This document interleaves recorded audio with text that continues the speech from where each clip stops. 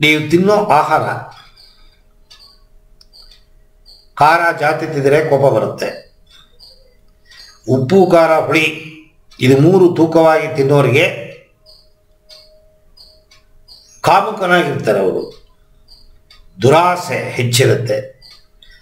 ಮತ್ತು ಪ್ರತಿಯೊಂದು ವಿಷಯದಲ್ಲೂ ತುಂಬ ಆಳವಾಗಿ ಹೋಗಬೇಕು ಅಂತ ಆಸೆ ಬಂದ್ಬಿಡುತ್ತೆ.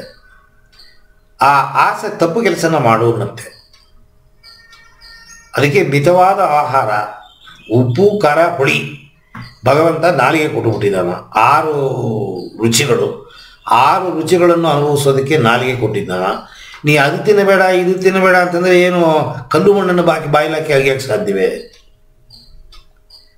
ಅವನು ಕೊಟ್ಟಿರೋದೇ ತಿನ್ನೋದಕ್ಕೆ. ಕಣ್ಯಾತ ಕೊಟ್ಟ ನೋಡೋಕ್ಕೆ, ಮೂಗ್ಯಾತ ಕೊಟ್ಟ ಸುವಾಸನೆ, ನಾಲಿಗೆ ಕೊಟ್ಟ. ಯಾವುದಕ್ಕೂ ಅಂಟಾಕೋಬಾರ್ದು, ಲಿಮಿಟಾಗಿರಬೇಕು. ಯಾವತ್ತೋ ಒಂದು ದಿವಸ ಏನೋ ಮಾಡ್ತಾರೆ ಅಂತ ತಿಂದಿದ್ದನ್ನು ದಿನನಿತ್ಯ ಮಾಡೋಕ್ಕೆ ಹೋಗಬಾರ್ದು.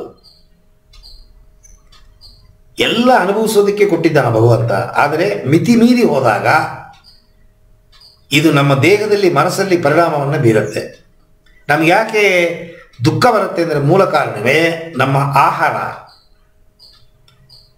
ರಜೋ ಆಹಾರ, ತಮೋ ಆಹಾರ, ಸಾತ್ವಿಕ ಆಹಾರ. ರಾಜನ ಗುಣಗಳ ಕೊಡುವ ಆಹಾರ ರಜೋ ಆಹಾರ. ರಾಜನ ಗುಣ ಏನು? ಕಾಮ, ಕ್ರೋಧ, ಲೋಭ, ಮೋಹ, ಮದ, ಮಾತ್ಸರ್ಯ ಎಟ್ಟಿದ್ರೂ ಸಾಲೋದಿಲ್ಲ. ಅಪ್ಪನಿಂದ ಯಾವುದೋ ರಾಜ್ಯವನ್ನು ಪಡ್ಕೊಂಡಿರ್ತಾನ. ಆ ರಾಜ್ಯವನ್ನು ಇಟ್ಕೊಂಡು ಜನಗಳಿಗೆ ಒಳ್ಳೇದು ಮಾಡಬಾರ್ದಾ?